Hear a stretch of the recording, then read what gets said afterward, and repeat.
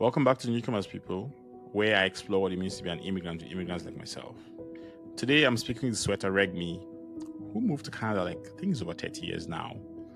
And whenever I talk to people like that who've been here for a while, I'm always really interested in like what are the lessons you've gleaned over time from trying to figure out this immigration thing out. Because man, it is hard. I mean, I've interviewed about 100 immigrants and I'm still struggling sometimes. I mean, you would think that I'm a walking encyclopedia of immigrant knowledge. But yeah, let's get to it. Enjoy.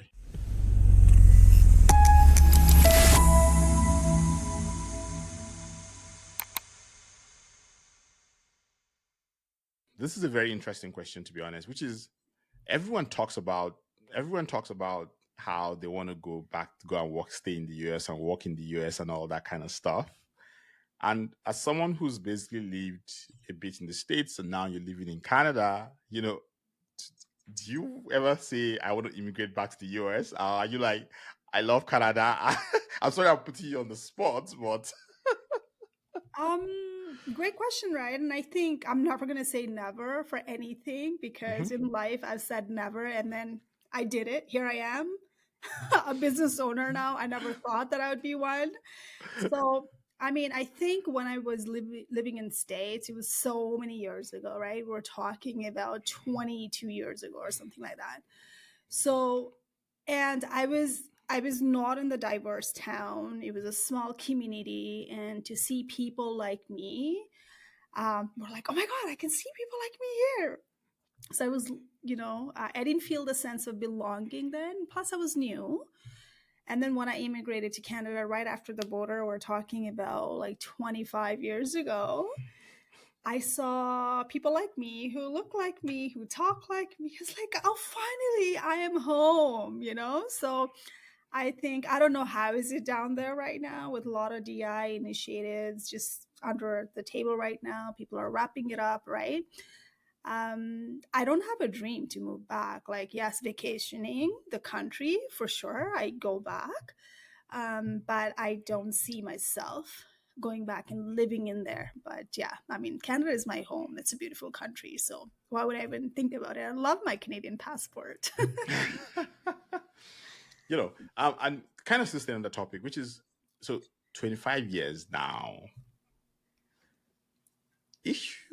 If you think about the kind of you moved to 25 years ago and the kind of today, like what are the biggest differences you've noticed as someone who's basically seen it? Like, I'm always very curious about that because I moved here 4 years ago. I'm 4 years plus now, and I always want to know what it was like. Maybe those who moved 10 years, 15 years, 20 years. I mean, I've spoken to someone who moved 40 years ago, so just like curious, like what was it like for you then?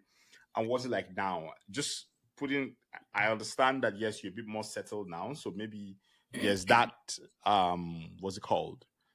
There's that thing that comes from you understand how the country works. But in general, if you compare the country back then and the country now, what's it like? A lot of changes, and I think a lot of changes for good, in my personal opinion. We've changed the system overall, I think, and because Canada is all about, I think, diversity, and I completely see it. We're changing it. People are talking about it. People are advocating about it, and it was nothing like that before. So I would not see the people from my community when I'm going to grocery back then. And if I find one person, I'd be so excited and I'd be inviting them for dinner or lunch. We're talking about so many years ago. Now I hear people in the community talking in their language. It feels really nice. It's just so beautiful. You feel the sense of belonging, and the people who are here, they're so warm and welcoming. Not that they were not before, but I think the changes are all innovations and ideas that people are coming in with, the immigrant, newcomers, and being flexible and trying to fit in, trying to just learn the culture, being a cultural add. And it was nothing like that before. And it's been fascinating how the everything, the immigrant's journey has been evolving from like so many years ago.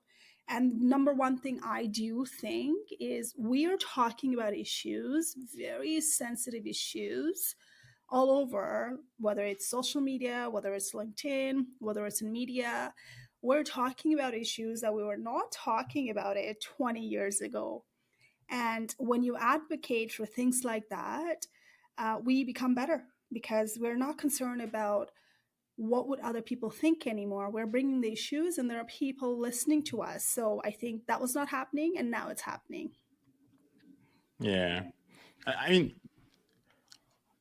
I think the two sides. I hear you on that, and I'm just very.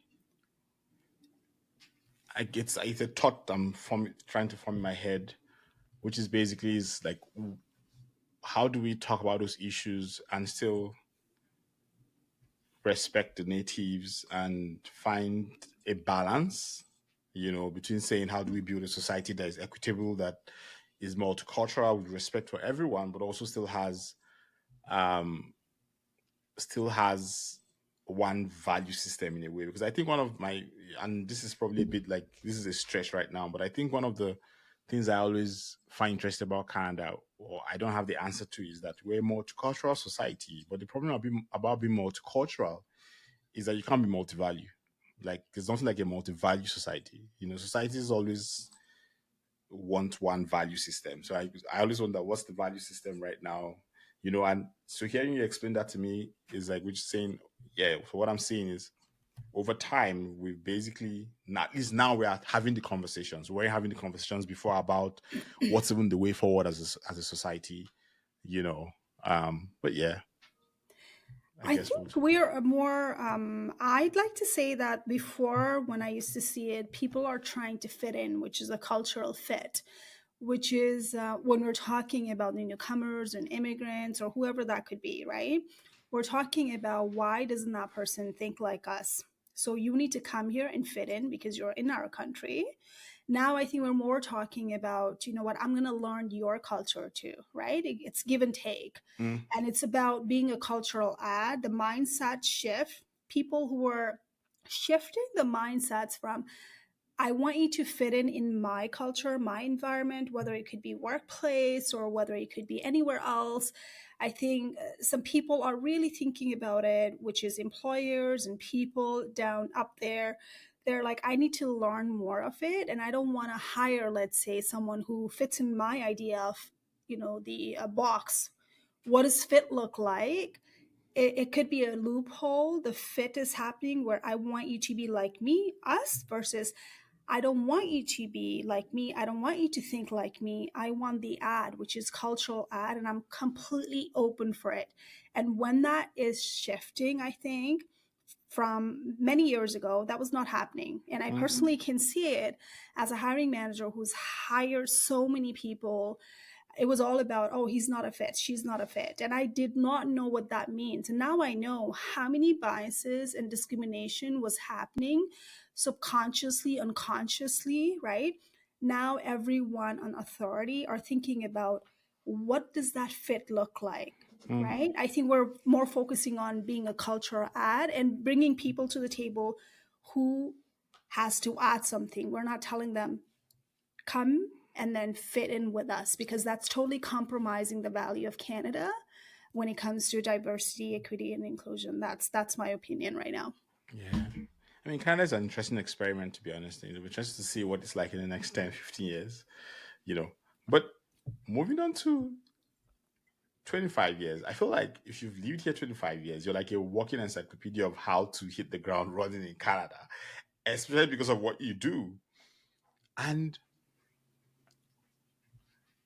But instead of asking you that first, I want to kind of know, like, if you think about your journey so far, like, what are the things, like, what are your biggest fails? You know how when you say things, cultural missteps or stuff you don't understand. Like, tell me a bit about that. Like, I want to know because, The fail, you mean? I mean, we could call it fail, we could call it missteps, but you know how when because part of what you do right now is kind of helping people find their way, kind of, and I just want to understand.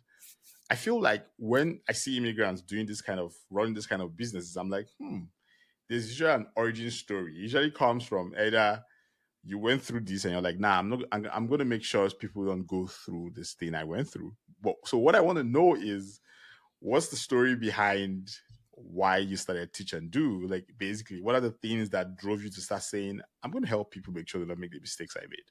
Yeah, so great question there. I think I don't see anything as failure or fail. And I'd like to say it was a lesson. It was Mm, all the lesson, right? Because I have two teens and I tell them we are gonna fail all the time, right? And yeah, how we're gonna bounce back matters. And if you keep on doing same thing over and over, that's going to be no longer failing or mistake. It's going to become a habit.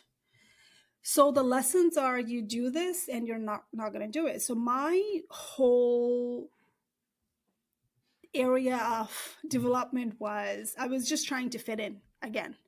And that's why I'm very, very sensitive on when people are talking about the fit. I always go like, what does that mean? Can you describe what fit looks like? And I was trying to fit in into the culture by some time, honestly, compromising my identity. For example, would be so many years, people have mispronounced my name. Is it Sweta? Is it Sweta? Like, so I've never corrected them. It's not their problem. I was trying to fit in, so I was like, I'm going to offend them, I think, if I tell them this is how you pronounce my name. That kept on happening. And when I started correcting it, people are like, how come you never corrected me? The problem was not them. Problem was me trying to like not offend them, trying to fit in. Imagine what I learned was if I was calling Mikey, they will correct me on the spot, right? And the lessons were, wow, this is my name, my identity. I want people to pronounce it correctly. So I started correcting them, like educating them, right? And there's a tool that I started using. This is how you say it, So I think that's like taking my identity back. I know for many people, they might be thinking just the name. But no, it's now I've not. started to take that. It's my identity. That's the only identity I have. So I think I've moved on from that. And honestly, I had a privilege to do that, right? I have a privilege now to talk about issues that matter to me. And I always share on a social media or media all about my lived experience, let's say, talking about talking about the hiring biases. As a hiring manager, I personally did it. I did not think I was doing it. And can I blame somebody else? No, because I saw that happening, so I thought it was okay. you know so things like, now I teach my clients, when so many clients are coming to me, is it my name on a resume? Is it why I'm not getting interview? And I'm thinking, wait, that has happened in the hiring world. I have scanned the resume and it's an English name. Yeah, they got hired. When I'm handing over the legal paper to sign it, there is their authentic name, right? Oriental name. And I'm asking them, oh, what happened? Well, I thought they go by that name. It didn't even click me until I started researching later on when I was not a part of hiring system, when I had a business. If you put whitening resume, that's exactly what people are doing, right? And and I was thinking sometimes, oh, maybe I am not getting a job because my name is Sweta, right? You know what I mean? So now do I try to fit it into a system and change my name into English name? No, right? Because I've gone through it. A lot of people with a non-English name has gone through it. I think those are the lessons. So what do I do now? Do I tell people to change the name? Who am I? Right? You do you. At the end of the day, you have bills to pay. I'm not going to judge you. People are trying to survive with whatever way they can survive, right? And I think the main thing that I'm trying to focus on here is when I say you speak up and you don't fight the biases and discriminations going around in everywhere you go. I am nobody to tell you you do this. It should not happen because you are living your life. Yeah. I am privileged to talk about it. You might not have a privilege, right? So when it's the best time to do it, do it. And that's what I did. The best time for me to talk about these issues were when I own the business. I have no boss to report to. I can talk about it. I can go to media and talk about it on behalf of people who do not have a privilege to talk about issues. And I love it. I don't think I could do that if I was ever working the corporate world, right? But I've learned Yeah. so much from it, the dark truth, and I educate people on it. Listen, I've messed up as well, right? We need to talk about it. We need to talk about we've messed up. And this is why we're not going to do that anymore. And we did not know. We did not get trained properly. Now we're talking about it. I think those are the lesson, right? Coming back to your question, have you failed? No. Have you learned? Absolutely. I keep on learning every day. I learn from you. I learn from every immigrant community every day. Every day.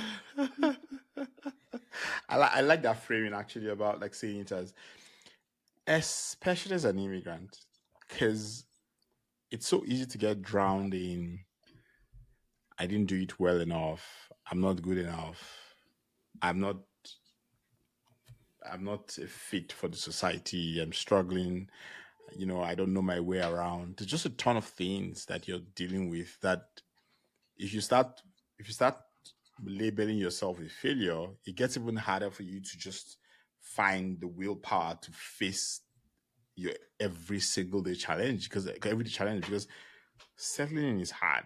So I really like that frame of saying to yourself, I learned something. That's what I just learned, how not to do it or how to do it, not, oh, this is, I failed. Like, because when you say failure, it's almost like you're tagging yourself, like, oh, this is who I am. I'm sorry that we're going back and forth, but I do that a lot. But is I can't stop thinking about something you said about fit and identity and how you see yourself. And you've lived here 25 years now in Canada. You probably stayed and lived in the States for a bit too. If you think about your identity, who you are, do you think you're still Nepalese, or do you think you're Nepalese American Canadian, or do you think you're Canadian American Nepalese? Because you can, yeah, you can have all the bluster and say it all, but the point is that you've changed. That you're not the same lady who left your country 20 years ago. Oh my gosh, that's a great question. And I so value this question because so many of us who's living here for so long, we feel like we don't belong to the country we're born in, and we don't belong here either. Yeah, Sometimes it's identity crisis. And I thought that I was feeling that, right? And because I wrote the book with the other women, there's the 21 resilient women we wrote, and we were all writing our stories. And I was talking to one of the lady who's a co-author as well in the group. And I said, do you feel, because I went back home a couple of years ago after so long, I did the volunteering. I did that after layoff because I was thinking I want to do soul searching before I want to bounce back. So I took a time off and I did a lot of volunteering, teaching and stuff like that to give it back to my home country. So, and I said, when I went in there, people didn't feel like I belonged there because they literally spot out I was a tourist, right? The way I talk, yeah. this is my country. I was born here. And to the point when we were traveling, my friends would say, you don't talk because you don't sound like people from here. And you know how back home you have to negotiate everything and they can spot where I was a foreigner. I'm Oh, like, you're straight not away. talking. But I'm from here. I know how to negotiate, right? I think they caught me and I had to really reflect back and I talked to the people who are like me. And I said, when you go back home, do you feel the same thing where you don't belong there? And sometimes when you're sitting in the seat of table that people don't look like you, talk like you, now you feel like, oh my God, I don't belong on this table either. Right? It has happened to me many times. It would continue to happen to me many times. Right? And this is what we're talking about. So the thing is that identity crisis is real for me. I mean, like for my teens as well, even though they were born here, they have their whole identity crisis themselves. Are you Canadian? Yeah. Were you born here? Yes. Right. But at the same time, you look, I don't know, define Canadian for me, right? Some people thinking Canadians should look exactly like this, but I teach my kids like Canadians are us, right? And then obviously not including not natives. I mean, like, they welcomed Yeah. us at the end of the day. But we're all, the Canada is made by people like us, so It's always going to happen. Identity crisis. We do the code switching, trying to fit in. And in that moment, you just feel that, okay, well, this is home. And I honestly feel like this is my home now. And when I felt that was when I got the passport. So when we were traveling away on a vacations, and when I came to the border, I was like, I'm home. Thank God I'm home. I'm safe here. And that's the feeling I had after I got the passport. And even when I traveled back home, I didn't feel I'm home from my own home country, depending on where you are too, right? Like, I come from the country where it's one of the poorest country in the world. A lot of corruptions and stuff like that, right? So did I feel safe there? No, right? I feel safe in Canada, and I felt really good about it when I landed in the border. I was like, I'm here now, I'm Canadian. And even that passport, when something happens to me somewhere, I can literally call and they will come and save me. That's the feeling I have for Canada, but I didn't have that for my home country because they can't afford to do that, right? So it is. Canada is my home. I no longer have identity crisis, but it is what it is. I mean, like, I call that state, I call it the in between state. That's what I call that state. It's for a lot of immigrants, like where you're in between cultures. You you don't feel like you're fully Canadian. You also don't feel like you're fully, like, for me, I don't feel like I'm fully Nigerian anymore. When I go back home, I'm not going home for 2 years now. But when I go home, it's always like, you complain about stuff. Why is this thing not happening like this? You know, but um, I mean, yeah, it's good to hear that you've solved it because I haven't solved it yet. I still feel like I'm just in between spots and I'm just trying to what's the word, to find myself. That sort of thing. But still staying on this thing about identity. So, how do you then balance your your heritage? How, and it's this is a very layered question. So, if you want to take a break for your answer, that's okay. How do you balance your Nepalese heritage? One, most importantly, how do you balance that with your kids? Because I'm sure you do want to pass some of that on to your kids.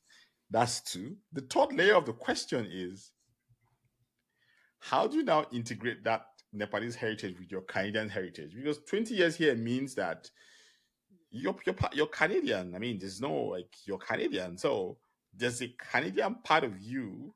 So it's almost like a bigger version of the first question, but just I'm sorry. Yeah. So, great question there, because I've had issues, right? And it's my problem when I talk about this all the time when we're dealing with no Canadian experience.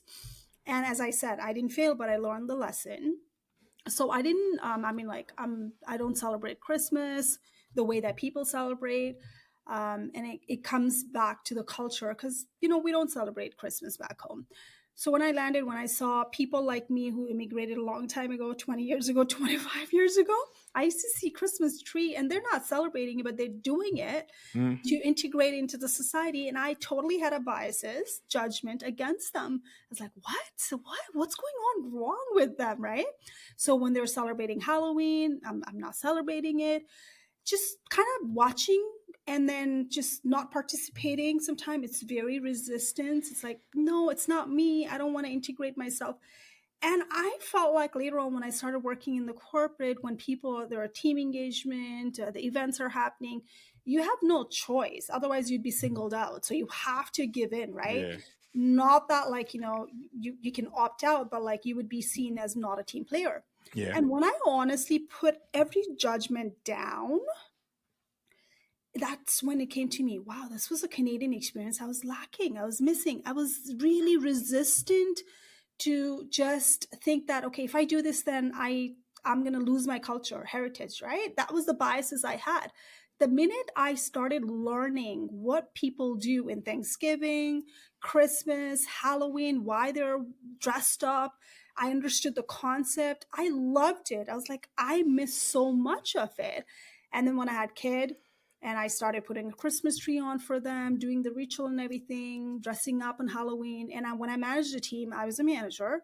Obviously, team engagement. I managed pretty diverse team from all around the world in banking sector.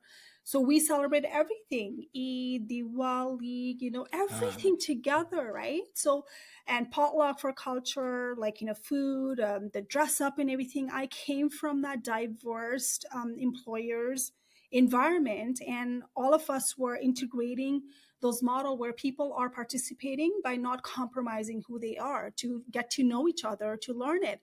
And I think that's how I balance it. It's my mindset is no more, I don't want to learn it. My mindset is like, I want to really learn it. And that's why the culture ad comes in, right? So I want to learn it. You learn about me, and I learn about your culture without judgment or biases, asking questions, being curious about it. And that's how I balance the heritage. My kids want to do something, let's do it. I'm not going to force them. I'm not going to force them to my heritage as well, because not I don't like everything about my culture either. I'm still trying to fight back. It's yeah, not that my culture is flawless, right? yeah, I'm South Asian, and the way that we are brought up, there's a gender biases. The woman needs to be in kitchen all the time. Women needs to learn cooking for pleasing their husband and in-laws, right? I'm not supposed to be in a boardroom leading a team. I should be in kitchen. I have that kind of upbringing, right? Not that my parents were actually that, because my mom and dad worked too, but I am still unlearning those gender biases, yeah. right? It's not that I have flawless culture either. So Yeah, this that's is a where good. I That's a go good point point. out. Yeah, that's where I go point out like what I take in from my culture, what I do not take in, and how do I translate that to my kids' mindset and not enforce upon them and let them decide which one is good, which one is bad for them. So it's up to them at the end of the day. Just the way that our parents enforced a belief in us, Yeah, we're still going with the trauma. I don't want to do that to my kids, right? Just because it's my heritage. You see? yeah, That's what I've learned. yeah, yeah. So true, so true. I really like that. Yeah, I so true because the spot power of being an immigrant is that you have the gift to be able to pick and drop. So you can say, I'm gonna use my Nigerian example. I can say I'm gonna learn how to make jollof rice, but I'm not gonna learn how to dance the Atilogu dance. Just that sort of thing. Because for me, is I don't like this one, I like that one. And you're right, like no culture is flawless. No culture is better than the other. Each culture has its own good side and bad sides, you know. Um, it's just that society itself has this thing where it's always trying to look for equilibrium, and I think if that's the thing. Society is always looking for equilibrium. Like, how do we make sure that everything is similar and is same? But humans are not same. We're nuanced. I mean, even within our culture, you have in groups and out groups. Like, you have, even within a particular culture, there are people who don't fit in because they behave a certain way. Which is why I really like this thing you say about, like, choose what you want and choose what fits how you see the world. You know. Hmm. We're rounding up right now, so I probably have two more questions for you. I think one question I want to ask is, if you were to use one word to describe your journey over this past 20 years, what would you call it? Um, Beautiful, actually. Beautiful. No regret. I think Canada's given me so much, so much. And it just pains whenever people are trashing Canada sometime in social media. Yeah. It's just so painful to see immigrants hate all over. And it just, I know, I mean, like, yeah, every countries are going through the rough time right now, right? Which country do not have issues? And we need to go back and have that community where we are advocating for one another and talking to the right people who are going to motivate you, right? And I think I've been very blessed that I've listened to those people who lived the life that I wanted to live, whether I wanted to go from survival jobs to the sector I wanted in. I listened to those who's lived my experience, right? I didn't focus on, oh, that person has a PhD and a master's, whatever, and that person should be have all the answers. I defined, who do I connect well? I've always thought, if I see a person struggling, and if they're willing to tell me, hey, I've been there and your today is not going to be tomorrow, I connect well with those people. I Yeah. don't really connect well with the people who's just not talking about their struggle, because I want to talk about struggles, and more of us have to share that on social media. And some people create the fake news for the immigrant, and they're like, oh, this is what the life is. Life is not going to be easy when you move. I've moved to different countries, and it's not going to be easy. You're not only immigrating, you're changing the whole identity. You're start to question everything. You need to unlearn and relearn. And I did that. I'm glad, right? And I figured it out without getting help. And my thing is, when I needed help, I had good people to help me, not just people who just boasted about their life, but struggled, one who literally said, we're going to be okay, right? And I think, no regret. It's beautiful. As long as you meet the right people, as long as you go ask for help, you need to listen to the people who motivate you, not the people who are like, I'm here working in the factory, and who are you? Just, wanting to be making six figure. It's possible. Don't listen to those, because the person is different. You are different. You are you. Everyone's unique, right? And I did well because of that, meaning I listened to the people and I dropped my biases, discrimination factor inside, dropped down those. I like that. I mean, it feels like you've answered the second next question I was going to ask you, which is basically if you could talk to the lady who left Nepal about 30 years ago now, seeing all you've learned so far, what would you tell her? I would literally tell her to get help and not figure out yourself, because I was trying to figure out who I was, and it was too long for me. I figured out exactly at 37 years old. I left my country at around like 20 years old. And you know how people have that when you're here, you should be married. When you're here, you should be having kids. When you're here, you should have a career, right? Yes, I had a fantastic career, but I was still not happy about it. I got laid off. I had to restart. I had to move the city, right?